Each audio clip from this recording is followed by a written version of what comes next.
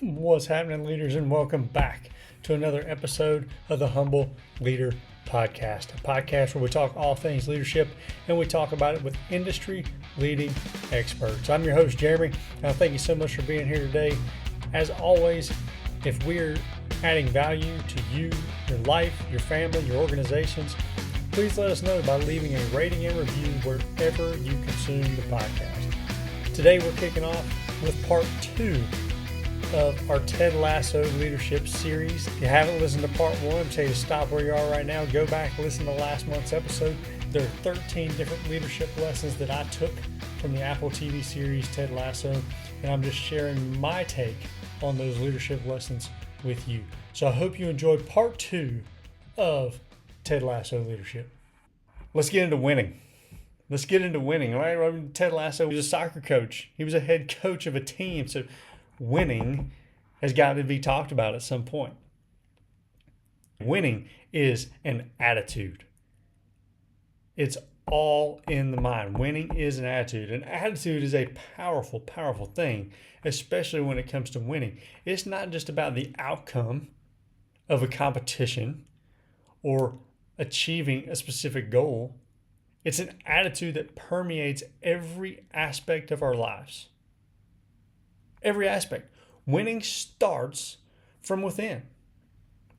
It begins with cultivating a mindset of determination, resilience, and unwavering belief in ourselves. Going back to the first thing we talked about, believe in yourself.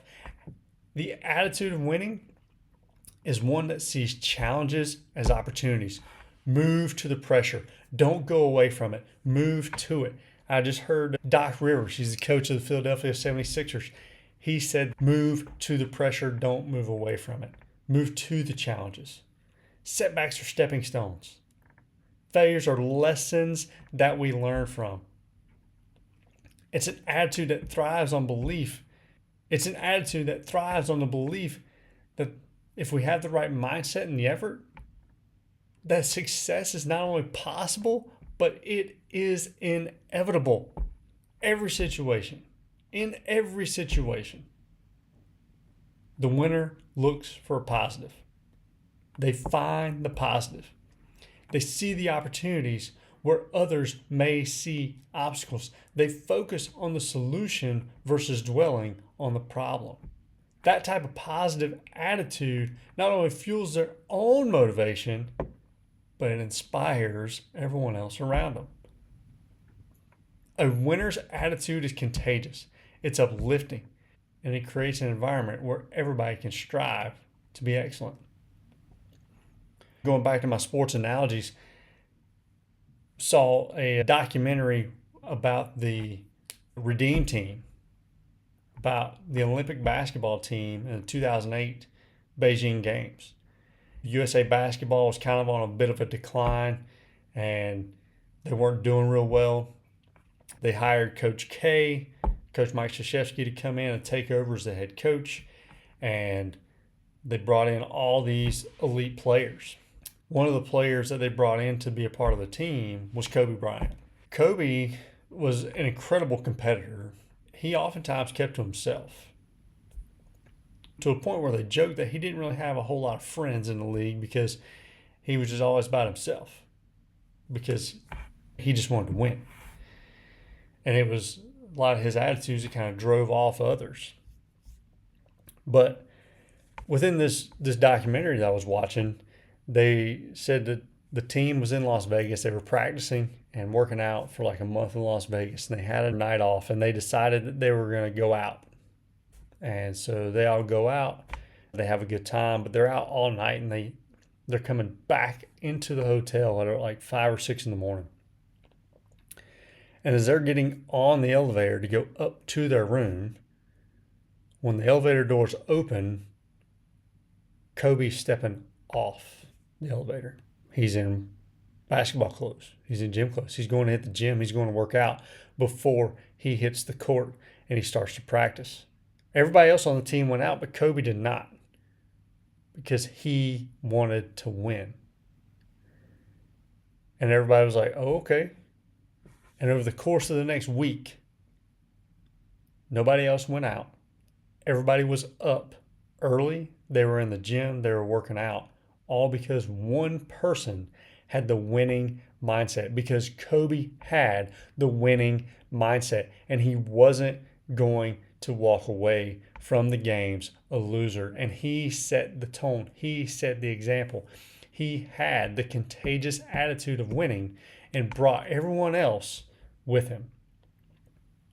It was those actions, it was that responsibility, those choices that led everyone else on the team to get to that point. Winners understand that things aren't handed to them on a silver platter. Kobe knew that. He understood that. He knows that winning comes from hard work, dedication. At this point in time in 2008, the basketball world was changing drastically. The world competition was on the same level as the NBA. They couldn't just run away with it. They had to work hard. They had to focus. They had to take ownership of that destiny. The attitude of a winner is one of accountability and perseverance, and they don't shy away from the responsibility that comes with pursuing their dreams. Winning is about aligning your actions with your values, and you find fulfillment in the pursuit of your passions. The attitude of a winner is one of gratitude and humility. It's acknowledging the support and the contributions of others along the way. Winning is an attitude. It's a mindset that drives us to reach our full potential and embrace the challenges that come our way. Winning is a choice that we make every single day. It's a decision that we make every day, and it's an action that we pursue. So I encourage you to adopt the attitude of winning, to fuel your passion with determination, and to strive for greatness in every aspect of your life. Let's talk about optimism. We talked about winning, how it's an attitude, how it's a mindset, but Ted says optimists do more. Do you think there's power in that optimism? Absolutely there is. There absolutely is power in the optimism. Optimism propels us to do more. Optimism is rooted in a positive outlook and a hopeful mindset. It not only enhances our lives, but also enables us to achieve greater results. Going back to what I was talking about earlier, believing in yourself, that is a form of optimism. When you're more of a pessimist, then you don't believe in yourself, you're down on yourself, you're looking down, you say that I can't do things. That's not the case. That's not what optimists do. In fact, I was listening to a podcast by Craig Rochelle. He's a well-known leader, and he was talking about how small things increase optimism, increase your hope, and increase your overall perspective of things. And so much so that he was at a moment in time where he was kind of down on himself, down on some of his leadership, and he was on the treadmill at his house. And he just put his hands over his head in like a champion type form. And that one action increased his optimism levels, increased his self-belief levels, just by doing that one little thing. And it helped propel him through the next phases, through what he had coming up. There's a lot of examples of courage, of optimism, and positive perspective. It actually tells us in Proverbs, it says that a cheerful heart is good medicine. A cheerful heart is good medicine. And that reminds us that that an optimistic attitude brings healing, brings joy to our lives. We're also urged to focus our thoughts on whatever is true, noble, right, pure, lovely, admirable. The emphasis on positive thinking highlights the transformative impact it can have on actions and our accomplishments. Optimists are driven by the belief that obstacles are opportunities in disguise. They view challenges as stepping stones for growth and success. And instead of being discouraged by setbacks, they actually see these as lessons and catalysts for improvements. An optimistic mindset fuels perseverance. In the face of adversity, Optimists remain resilient and they refuse to give up. They embrace the belief that there's always a way forward, even when circumstances seem dire. This unwavering optimism is rooted in the understanding that with determination and faith, they can overcome any obstacle. When you read the book about Marcus Luttrell and the lone survivor and his team of 4 Navy SEALs that were overran in Afghanistan and the firefight that ensued, they still had a level of optimism. Even though they were outgunned, overmatched, the 4 of them fought with everything they had. They had optimism until the very end. Optimism inspires actions. It's the driving force behind creativity, innovation, the pursuit of our dreams. Optimists dare to dream big and they're not afraid to take risk. They are not risk averse. They're risk savvy. That kind of positive outlook allows them to see potential in themselves, see potential in others, and it spurs them to go beyond what's expected, and it helps them to make a difference in the world. An optimist outlook empowers us to do more. Drawing from history, we see that positivity, hope, and a belief in the possibilities fuel our actions and our achievements. So embrace optimism. Choose positivity. Adopting the positive mindset that will propel you to reach your full potential, inspire others, and create a better future. Another great leadership lesson from Ted is stay teachable.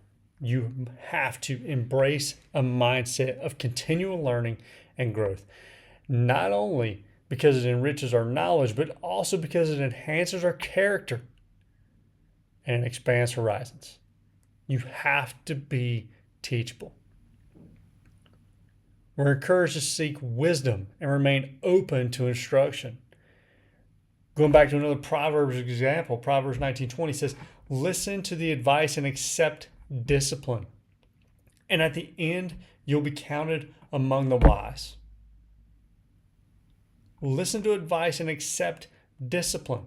That's what being teachable is all about. That verse reminds us of the value of humbly receiving guidance and correction. Recognizing that it contributes to our personal development and our ultimate wisdom. And it's okay.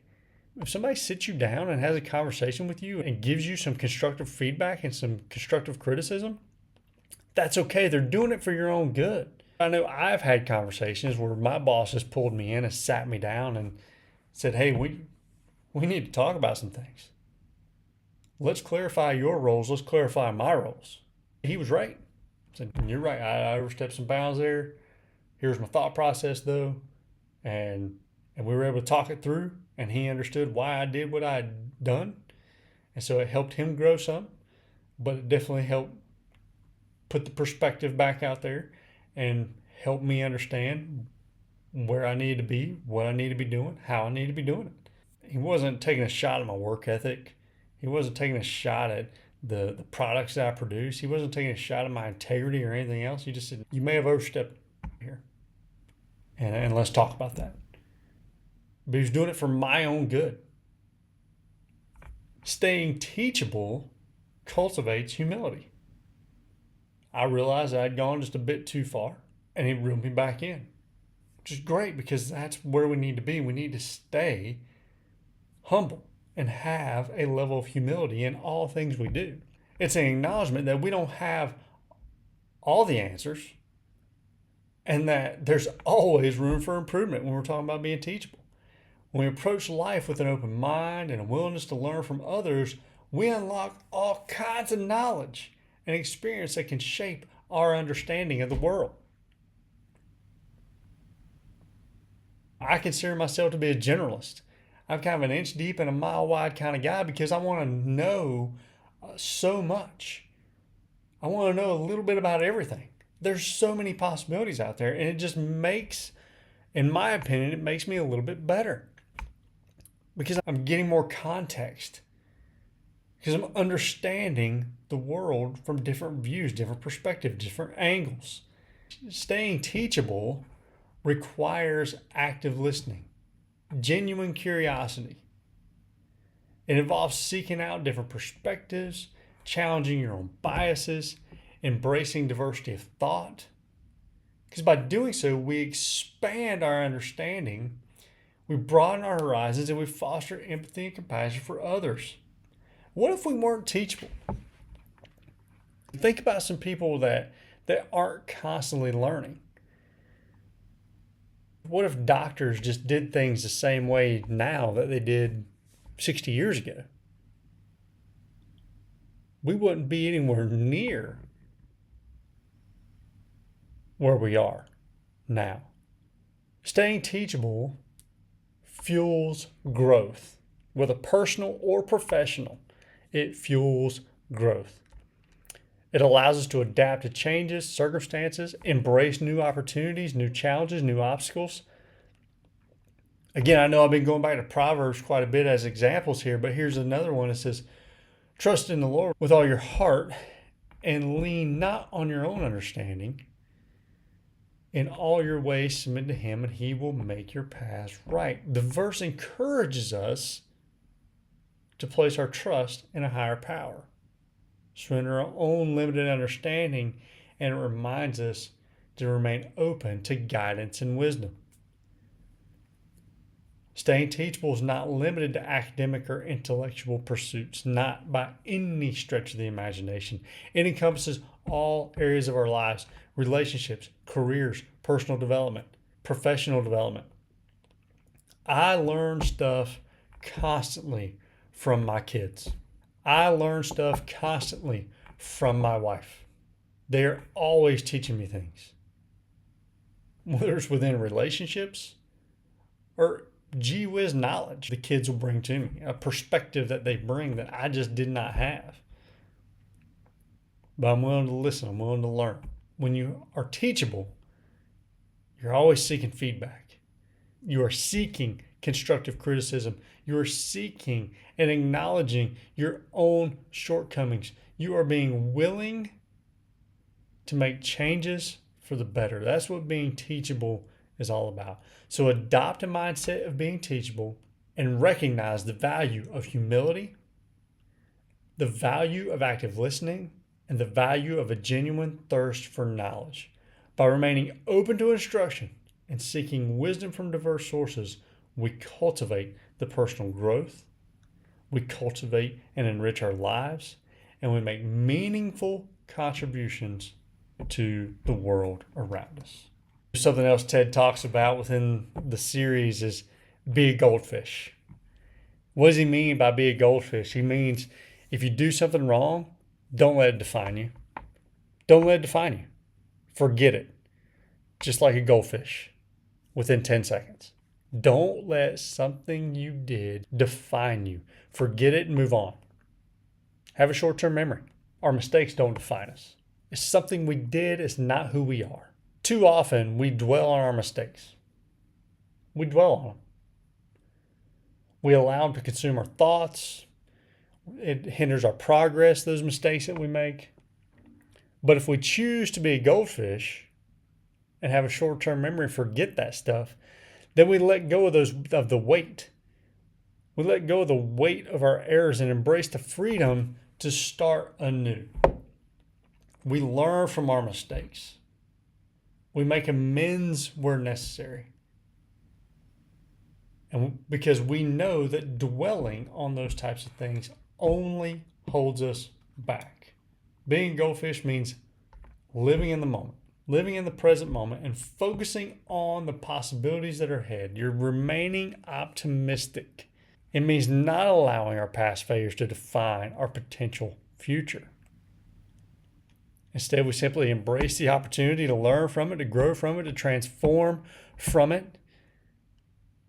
And we're encouraged to let go of the past, press forward in pursuit of our goals with an unwavering determination. That's what being a goldfish is all about. Thinking of sports analogies, I'm thinking of quarterbacks.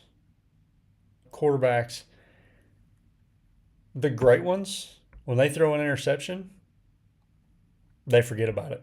They're on to the next. You look at Brett Favre, that man threw more interceptions than I think any other quarterback in the league. He's still got a Super Bowl ring. He's still a Hall of Fame quarterback. He threw a lot of touchdowns, but he threw a lot of balls to the other team. But he was the definition of goldfish. He didn't care. He was going to go out and just be a gunslinger and throw that pigskin wherever he needed to. If it ended up in the wrong hands, so be it. He was going to come out on the next series and try again. He was the definition of a goldfish. So embrace the mindset of a goldfish. Remember that your mistakes don't define you. They do not define you as simply an act that you did. It's not who you are. Instead, learn from them, let them go, move forward with resilience and optimism. If you do so, you set yourselves up for success to be in the present and to pursue your goals and become the best version of yourself. We got 2 to go from Ted, and we're down to happiness is a choice. Happiness is a choice. While circumstances often dictate emotions, it is absolutely crucial to recognize that true happiness comes from within, and it can be cultivated regardless of external situations. Happiness comes from within. In Psalm 118:24, it says that this is the day that the Lord has made. Let us rejoice and be glad in it. The verse reminds us that each day is a gift, and we have the power to choose joy and gratitude. Regardless of the circumstances that are out there, we have the power to choose joy and gratitude. Happiness isn't dependent on external factors, things like money, wealth, success, possessions. It's not. That is not happiness. Happiness is an inner state of being. It's a conscious decision to focus on the positive aspects of life. It's about finding contentment and fulfillment in the present moment and appreciating the blessings that we've been given, the opportunities that we have. Choosing happiness requires a shift in perspective. Perspective is the only way to change an outcome without changing the facts. It's all about perspective. It means looking beyond our challenges and setbacks and seeking the lessons and opportunities that they present. It's recognizing that we have control over thoughts and attitudes, and that we can choose to view the world through the lens of optimism and gratitude. Choosing happiness involves simple things: self-care, self-compassion, prioritizing our well-being, nurturing our physical, emotional, and spiritual health. When we focus on our minds, on positive and uplifting thoughts, we create a place for happiness to flourish. Happiness is a choice. It's a choice. It's a conscious decision that we have to embrace. The decision to embrace joy, gratitude, positivity, that's a conscious choice. Happiness comes from within, independent of external circumstances. So let's choose to rejoice in the day that we've been given. Be glad in the day that we've been given, and cultivate a mindset of gratitude and to live our lives with purpose. That's what true happiness is all about. Finally, hey, look, it is never too late to give someone a second chance. It's never too late to give somebody a second chance. This is a tough one. This is a tough one. But there's so many lessons here, and there's a profound importance in giving someone a second chance. Life is filled with ups and downs, and we all make mistakes along the way. But it's never too late to extend grace, forgiveness, and the opportunity for redemption to others. In the story of the prodigal son, we talk about a dad's unconditional love and willingness to give his wayward son another chance. Despite his son's reckless behavior, the dad embraces him with open arms, symbolizing beauty of forgiveness and the potential for change. When we offer second chances, we display compassion, empathy, a belief in the inherent goodness of individuals. It's a testament to the capacity for growth and transformation that exists within each and every one of us. The Apostle Paul writes in Ephesians, he says, "Be kind and compassionate to one another, forgiving each other just as Christ forgave you." We're encouraged to extend the same type of forgiveness and compassion that we have received. Now look, giving somebody a second chance is not about condoning their past actions. Let's get that straight right now. We're not dismissing the consequences for their choices or their actions. It's about recognizing the possibility for growth, about recognizing the possibility for healing, about recognizing the possibility for redemption. It's about offering support, guidance, and the opportunity to make amends. Granting a second chance can be a catalyst for personal growth and reconciliation. It allows for restoration within broken relationships. It allows for the rebuilding of trust, and it allows for the fostering of understanding. It demonstrates our commitment to the belief that people can change and that we all deserve a chance to learn from our mistakes. With that said, it is essential to approach second chances with a little bit of discernment, a little bit of wisdom. Set some healthy boundaries. If you're not sure how to do that, there's a great book by Henry Cloud called Boundaries. Highly recommend picking that up if you're trying to figure out how to navigate some of those waters. And you ensure by giving second chances that the person seeking redemption is committed to genuine change. It's a process that requires accountability. It requires self-reflection, and it requires a willingness to make restitution for past wrongs. And that is from the person getting the second chance. It's never too late to give somebody a second chance.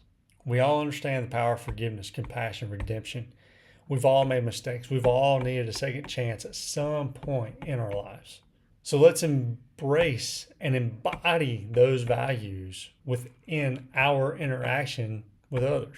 Let's recognize the potential for growth and transformation that lies within each individual, because it's through those second chances that we foster healing, restoration, and the building of stronger, more compassionate communities. 13 lessons from Ted Lasso, as he coached his European soccer teams, European football team. There's a lot to take in there. When we run back through them, we're talking about belief in yourself. Doing the right thing is never the wrong thing. All people are different people. Seeing the good in others. Courage about being willing to try. How vulnerability is a strength and not a weakness. How we need to tell the truth. How winning is an attitude. How optimists do more. How important it is to be an optimist. How we have to stay teachable. Nobody's perfect, and we have to stay teachable. How important is it to have a short-term memory? Be like a goldfish. Don't let your actions define you, because they don't. They do not define you. Be a goldfish, forgiving. Choose happiness, because it's an internal choice regardless of external circumstances. And then finally, it's never too late to give someone a second chance. Never too late to give someone a second chance. And if you go through and you watch this series on Apple TV, you'll see all these lessons unfold in a ton of different ways. And it will open your eyes to the possibilities of what can come if you follow those 13 lessons from that show. I've really enjoyed that series. Like I said, I'm a sports person. I'm a leadership guy. I love those types of things. And those were just some great lessons that came from the Ted Lasso series. So thanks again for being here. It was absolutely phenomenal getting back to the podcast, unpacking all these different things. We will start our interviews up again shortly and start bringing those back to the podcast as well. But in the meantime, thank you guys so much for spending part of your time with us, and I hope you have a great one. Take care.